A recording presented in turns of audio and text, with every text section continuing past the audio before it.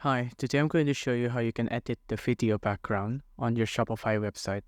So when you have a video section here on your Shopify website on the customization page, let's just click on this and then it'll bring up the menu on the left hand side here.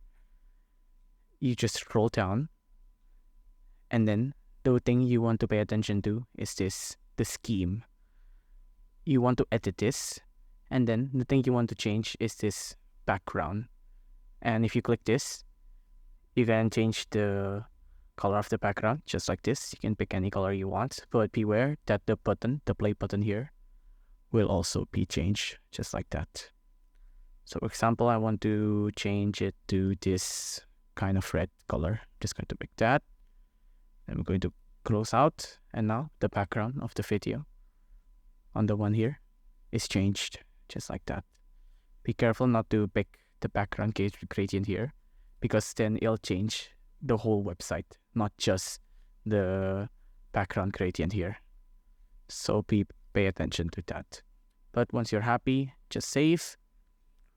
And then now your background video, the background of your video will be changed.